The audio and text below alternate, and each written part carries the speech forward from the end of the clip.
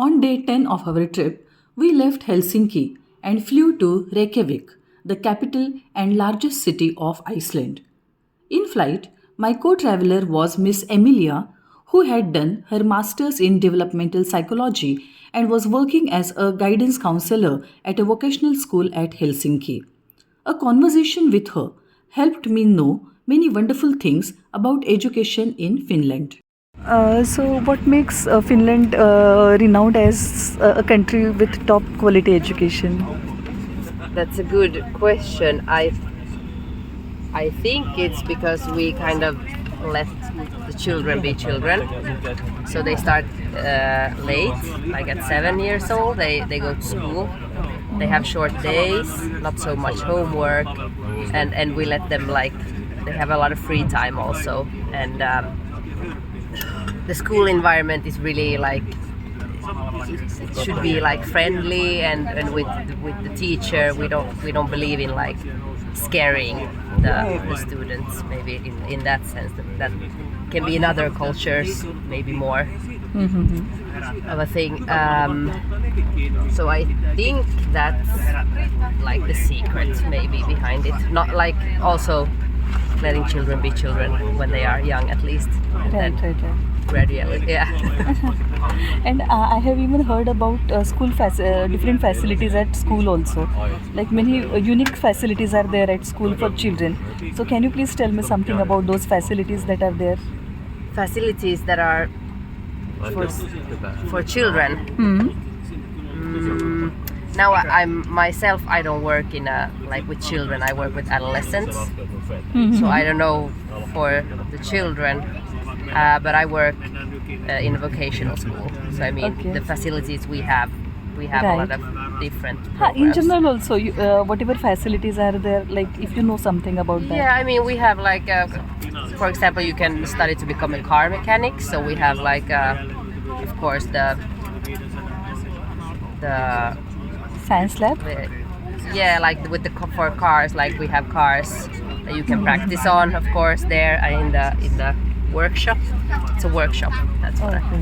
and then the restaurant, for example, if you want to become a chef, then we also have a kitchen, of course, where you can practice. It depends on what you want to do. We also our students are a lot in the working field, also workplaces, learning, but depending on because we have very different programs, so we have different facilities. For that, practical nurses, we have different dolls for them and stuff like that. So yeah. What sort of education pattern is there? Means for how many years schooling is there, after that college life and then higher studies. So there must be some uniform pattern all over Finland. Yeah, so we Till what age the student is supposed to complete his schooling? so they start at 7, then the primary school is until 12. That's the primary school. Then from when you're 12, you go to secondary school till you're 15, 14. And then you go to vocational school where I work, or Okay. to lukio in Finnish, high school. Basically, it's more academic work. Vocational school is more practical, and the high school is more academic. So then you complete that, and then you can go to the third stage, which is a university or the other one. It's not university, but more practical. So high school, college, Vocational courses? Yeah, more. But that's the third stage, and then you can, of course, become more and more masters and everything. But which stream students are more inclined towards? Like arts or commerce field or science? As in India, we have these major streams as such. So We which have streams are there?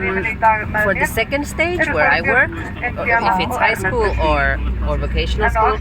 Here in the south of Finland, it's more high school. If you go, people want to do the academic more. But if you go more up north, and different, like maybe on the countryside, the vocational school is so that depends on a little bit where you are in that. But we here in Helsinki, I work in Helsinki, so we work a lot with trying to change the perception of that you have to go to academic, like to the academic school, because it's not for everybody, like to read and write. Some people are just need to do something more practical. So yeah, that's why. And then I mean, of course, the next stage with university, there's so much, so that I can't say, but the second stage, yeah. Is value education part of academic education in Finland?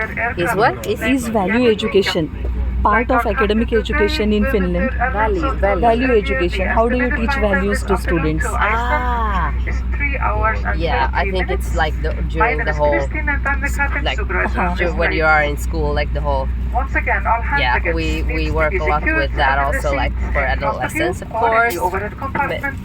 So much happening when you're an adolescent, and about like respect and also now like different culture, like getting like how to respect different culture and everything. It's getting more and more because we get more and more people from outside Finland also. So that's what we. So any techniques that are used for value education of students? Are they taught certain stories, or like that is what I do, being an academician? That's what I do. So okay, understand. Yeah. So through stories, actually, it becomes very easy, to learn the things, and in a very interesting manner, we can teach students the basics of life. Yeah. So is it practiced here also? I don't know if there's like anything specific.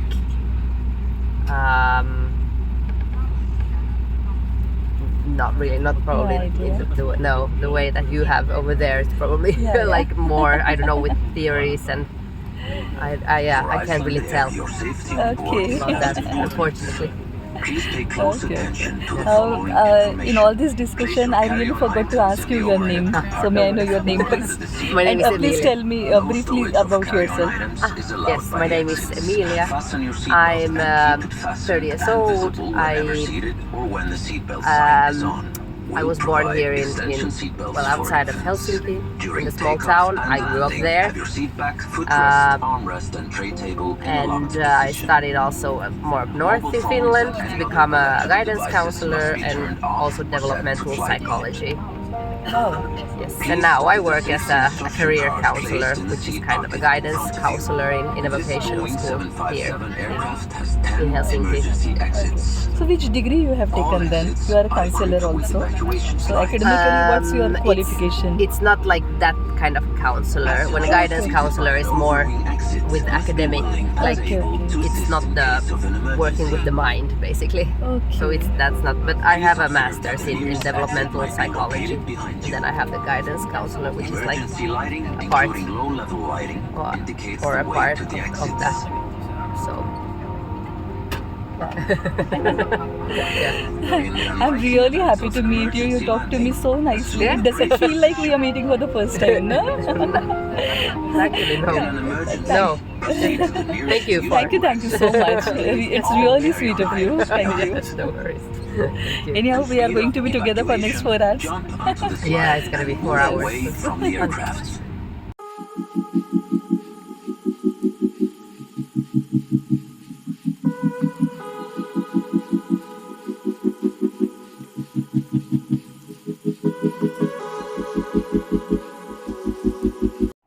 It was evening time, and on the way to dinner, we saw Hallgrímskirkja Church, which is the center of Reykjavik and is the largest church in Iceland.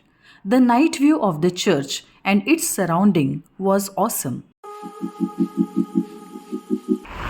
So today we are in Iceland and we are out for dinner, and there are very few Indian restaurants here in Iceland.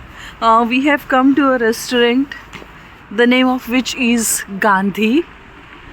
Reykjavik, the capital and largest city of Iceland, is located on the coast of Iceland.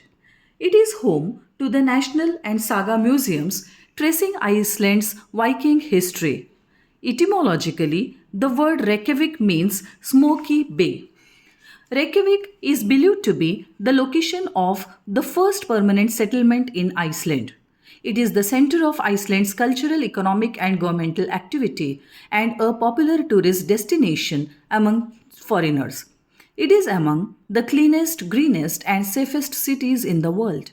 The author, Halldór Laxness, was awarded the Nobel Prize for Literature in 1955 for vivid epic power, which has renewed the great narrative art of Iceland.